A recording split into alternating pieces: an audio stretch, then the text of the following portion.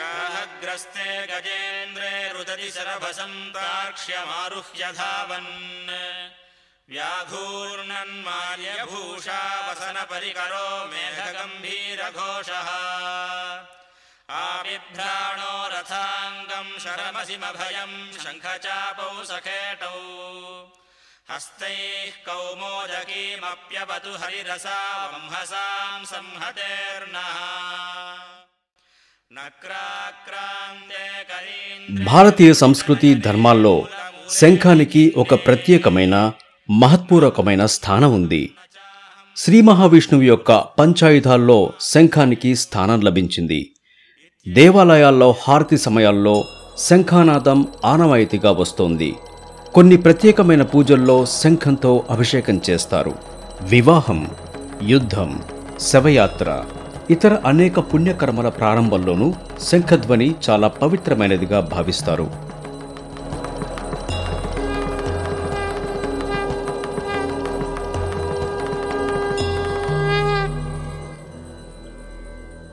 భారతదేశంలో దొరికే చాలా వరకు శంఖాలు వామావర్త శంఖాలు, కానీ అరుదుగా కొన్ని దక్షిణావర్త శంఖాలు తక్కువ సంఖ్యలో దొరుకుతాయి.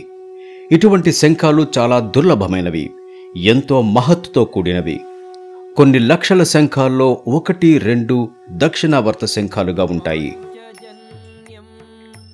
శంఖం సూర్యచంద్రుల్లా దైవ సమానమైనది. దీని మధ్య భాగంలో వరుణుడు, పృష్ఠభాగంలో బ్రహ్మ, అగ్రభాగంలో గంగానది నివసిస్తారు. సూర్యోదయంతోనే తుషారం కరిగిపోయేట్టు శంఖాన్ని దర్శించిన మాత్రంతోనే అన్ని విధాలైన పాపాలు తొలగిపోతాయి. మరి స్పర్శ వల్ల ఎలాంటి ఫలితాలు కలుగుతాయో ఊహించవచ్చు. బ్రహ్మ వైవర్త పురాణంలో ప్రకృతి ఖండంలోని 18వ అధ్యాయంలో శంఖ ఉత్పత్తి గురించి ఒక ఆఖ్యానం ఉంది. అందులో ఇలా చెప్పబడింది: ఈశ్వరుడు అసురుడైన శంఖచూడుని మధ్య యుద్ధం జరిగింది. ఈ యుద్ధంలో ఈశ్వరుడు తన త్రిశూలం ద్వారా ఈ రాక్షసుడిని వధించాడు.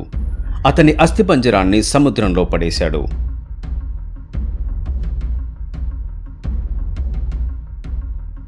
అదే కాలక్రమేణా శంఖరూపంలో ఉత్పన్నమైంది.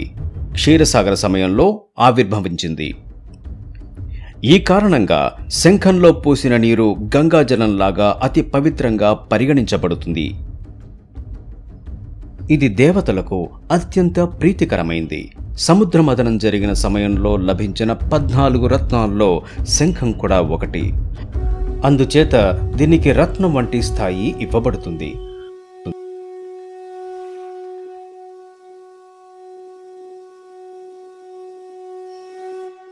ఏ ఇంట్లో దక్షిణావర్త శంఖం ఉంటుందో ఆ ఇంట్లో అన్ని శుభాలే జరుగుతాయి. లక్ష్మీదేవి ఆ ఇంట్లో స్థిర నివాసం ఏర్పరుచుకుంటుంది. దీనిని పవిత్రమైన స్థానంలో ఉంచి నిత్యం శ్రద్ధాపూర్వకంగా పుష్పచందనాదులతో పూజ చెయ్యాలి. శంఖంలో పాలు నింపి శాలిగ్రామాలకు అభిషేకం చెయ్యాలి. నైవేద్యం అర్పించి ప్రసన్నత పొందాలి. ఇలా చేయడం వల్ల సర్వ విధాలుగా లక్ష్మీ ప్రాప్తి కలుగుతుంది. विष्णोर्मुखोत्थानिलपूरितस्य यस्य ध्वनिर्दानवदर्पहन्ता तं पाञ्चजन्यं शशिकोटिशुभ्रं शङ्खं सदाहं शरणं प्रपद्ये।